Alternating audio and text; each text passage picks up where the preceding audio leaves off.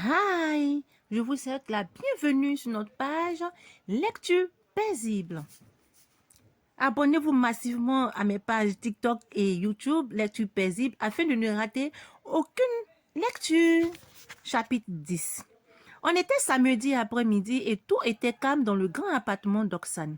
Pour s'occuper l'esprit, elle décida de pousser quelques meubles. Un peu d'activité lui ferait le plus grand bien. La jeune femme était en train de passer l'aspirateur lorsque le téléphone sonna. Son cœur battit plus vite. Peut-être était Steven ou alors ce fou furieux. Elle observa l'appareil craintive. Elle décrocha avec appréhension. Ce n'était que sa mère. Bonjour ma chérie, dit maman Ida. Tu as l'air essoufflée. Tu rentres à l'instant? Bonjour maman, je suis en plein ménage. C'est bien. Observa maman Ida qui croyait dur comme fer aux vertus de l'ordre et de la propriété. Que dirais-tu de venir avec Steve à Abidjan pour Noël? Je te remercie de ton invitation maman. Je vais faire tout mon possible pour me libérer du dossier master avant les fêtes. Ensuite, je te donnerai ma réponse, d'accord? Le dossier masters? De quel master s'agit-il? Interrogea sa mère suspicieuse. Flûte, seconda intérieurement Oxane. Elle avait évoqué le nom des masters sans faire attention. Avait-elle besoin d'alarmer sa mère maintenant? Qu'allait-elle répondre? Oxane, oui, je suis là, maman. Il s'agit d'un de mes clients. Il vaudrait mieux, ma fille. Tu ne me caches rien? Oxane sourit. Sa mère était une de nature coriace. Non, maman, tout va bien. Bon, si tu le dis, n'oublie pas mon invitation pour Noël. C'est à ce moment qu'on frappa à la porte. Je te téléphonerai pour te donner ma réponse, fit rapidement la jeune femme. Embrasse papa de ma part et surtout, cesse de t'inquiéter pour moi. D'accord? D'accord, répondit Ida sans conviction. Oxane raccrocha et alla ouvrir. Steven se tenait sur le seuil et semblait furieux. Ne sachant quelle attitude adopter, elle opta pour l'indifférence. Que fais-tu là? L'apostropha-t-elle d'un ton sec. Je dois te parler. Ils se jaugeaient tels deux étrangers. Que veux-tu? Au risque de me répéter, je dois te parler. Non, je n'ai rien à te dire. Va-t'en. Pas avant d'avoir eu une discussion avec toi, rétorqua-t-il en bloquant la porte avec son pied. Devant l'évidente détermination qu'affichait son amant, elle fléchit et s'effaça pour le laisser passer. Il pénétra dans le vestibule d'un pas à l'aide et prit place sur l'un des sièges sans y avoir été invité. Oxane l'observa un moment, se demandant ce qui l'avait mis dans un tel état. Pour détendre l'atmosphère, elle lui proposa un whisky. Non, merci, je n'en veux pas, refusa-t-il tout net. Je crois que tu as beaucoup de choses à me confier, ajouta-t-il en se levant brusquement avant de l'empoigner. Moi, des choses à te confier? D'où tiens-tu cette idée? Tu sais très bien de quoi je parle, ma chère, railla-t-il. Le petit jeu de cache-cache est terminé. Mais lâche-moi, tu me fais mal, espèce de brute, s'écria Oxane, essayant de se dégager de la poigne de fer qui l'enserrait. C'est ça, jette-moi tout ton venin au visage. En attendant, tu vas me faire le plaisir de tout m'avouer et que ça saute. Tu es fou, ma parole. Quelle confession devrais-je te faire? Lui demanda-t-elle en s'éloignant. Oxane, s'emporta-t-il en la secouant comme un prunier. La comédie est finie, je sais tout. Tu m'entends? La jeune femme paniqua. Son secret était découvert. Comment cela était-il possible? L'avait-il reconnu pendant la nuit qu'ils avaient passée ensemble? Peut-être était-ce Philippe Augusta qui avait vendu la mèche. Soit. Il savait. Et alors, le combat ne faisait que commencer. Mais enfin, que signifie tout ceci? S'écria-t-elle en se dégageant. Je suis au courant de tout, ma chère ex-fiancée. L'informa-t-il. Tu ferais mieux de passer aux aveux. Avouer quoi? Que ta rocambolesque histoire a quelque chose à voir avec moi? Une petite voix les fit se retourner tous les deux en bloc. Steve se tenait sur le seuil et les observait. Maman, pourquoi criez-vous ainsi? La jeune femme étourdie mit un moment avant de se rendre compte que Steven avait son portrait craché en face de lui. Elle s'empressa de détourner le petit de son père. Ce n'est rien, lui susurra-t-elle à l'oreille d'une voix douce. Tu veux bien nous laisser, s'il te plaît? Qui est-ce, maman? S'écria Steve en reluquant son père d'un air mauvais. Eh bien, Oxane, ironisa Steven.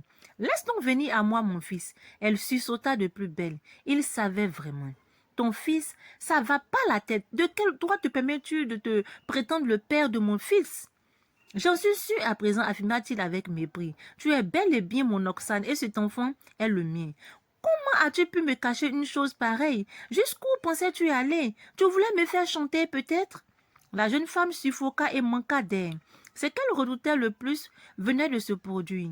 Mais que croyait-il? Qu'elle allait se laisser faire? Tu es complètement fou. Je te prie de quitter ma maison avant que j'appelle la police. Tu n'oserais pas, répliqua-t-il sans bouger d'un pouce. Je suis en mesure de prouver mes dires. Regarde ce petit. Il est tout mon portrait et pour couronner le tout, il s'appelle Steve, explosa-t-il. Comment expliques-tu cela? Voyant que la jeune femme ne disait rien, il ajouta. Je te conseille d'arrêter de me mentir pendant qu'il en est encore temps, Oxane. Je pourrais le regretter, je te préviens. La jeune femme sentit des larmes de rage et d'impuissance lui piquer les yeux. Tout lui échappait. J'exige que tu quittes ma maison sur le champ. Je te l'avais dit que je découvrirais ton secret, répliqua Steven sans ciller. Je ne réalise pas encore par quelle magie tu as changé aussi miraculeusement, mais je te propose de me dire toute la vérité avant que les choses ne se gâtent. Des menaces? Eh bien, à malin, malin et demi, je n'ai rien à voir avec les élucubrations. Je n'ai rien à voir avec tes élucubrations. Bon sang, jura Steven fou de rage. Pourquoi t'obstines-tu à me mentir? Même si j'ai mérité que tu me haïsses à ce point, tu n'avais pas le droit de me cacher l'existence de mon fils. Stop, s'écria le concerné. J'en ai marre de vous entendre crier. Les deux adultes sursautèrent. Ils avaient complètement oublié la présence de Steve. Je suis désolé, mon amour, me dit sa mère. C'est terminé maintenant. Ce monsieur va nous faire le plaisir de s'en aller. L'atmosphère était tendue dans le salon où Steven avait envahi l'espace et ne semblait pas vouloir partir. Est-il vrai qu'il est mon père, maman? Non, s'écria Oxane avec véhémence. Ce monsieur n'est pas ton père, Steve. Mais l'enfant curieux se faufila des bras de sa mère. Maman m'a toujours dit que mon père était parti pour un long voyage juste avant ma naissance et qu'il ne reviendrait certainement pas. Mais c'est toi mon père, n'est-ce pas? Et tu es revenu pour rester, hein? Steven jeta un regard intrigué à la jeune femme qui se détourna. Ensuite, il se pencha à la hauteur de l'enfant. « Je suis bien ton père, Steve, déclara-t-il d'une voix ferme. « Tiens, voici ma carte de visite, ajouta-t-il en sortant son portefeuille de sa poche. Si tu as besoin de me voir, téléphone à ce numéro, d'accord? On va apprendre à se connaître tous les deux. » Oxane, sortant de sa torpeur, courut récupérer la carte et la déchira en 1000 morceaux, éloignant son fils. Crétin, tu n'achèteras pas mon fils, compris? Allez, file dans ta chambre, Steve. Non, répondit le petit garçon en tentant de se raccrocher au pantalon de son père. J'ai dit dans ta chambre, cria sa mère, perdant patience. Tu es méchante, maman. Je parlerai à mon père que tu le veuilles ou non. Lui lança son fils le regard plein de rancœur en claquant la porte et sortant. Steven prit les clés de sa voiture qu'il avait posées sur la table basse et se dirigea vers la porte. Arrivé sur le seuil, il se retourna. « Tu m'as volé 10 ans de la vie de mon fils Oxane. Sache que je ferai tout ce qui est en mon pouvoir pour les récupérer. Tiens-le-toi pour dire. » La jeune femme referma tout doucement la porte en s'y adossant. Elle avait le vertige. Pourquoi fallait-il que les choses se passent ainsi? Quelle attitude adopter maintenant? Une semaine plus tard, Jessie mettait la touche finale au rapport. Satisfaite de son travail, elle relut minutieusement tout le document imprimé pour s'assurer qu'elle n'avait rien omis.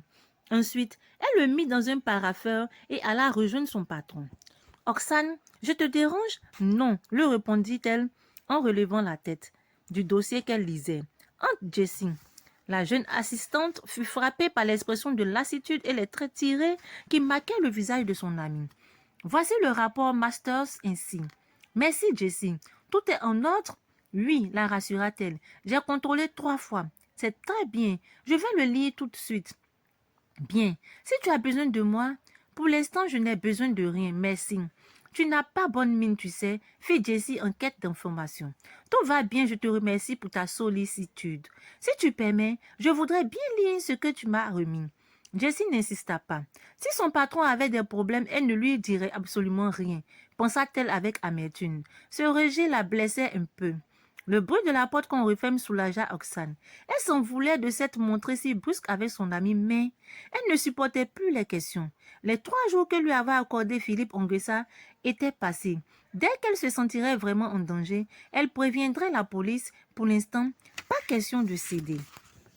Ainsi s'achève notre chapitre 10. Eh bien, dis donc, quel culot, Steven! Venez tout feu, tout flamme, faire des reproches à une femme que tu as plaquée devant l'hôtel? sans te poser des questions pour savoir est-ce qu'elle n'attendait pas une offrande de tout ce que vous avez fait. C'est vrai que Rosanne est un peu merdée, mais mettez-vous un peu à sa place. Se fait larguer devant l'hôtel, devant plusieurs invités. Avec tout ce par quoi elle est passée, les larmes, la tristesse, se morfondre avant de se remettre sur pied.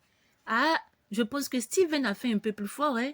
Il aurait dû commencer doucement ici par négocier avec elle au lieu de s'en prendre à elle tout furieux. Mais enfin, nous verrons la suite dans le chapitre 11. Je vous dis à très bientôt.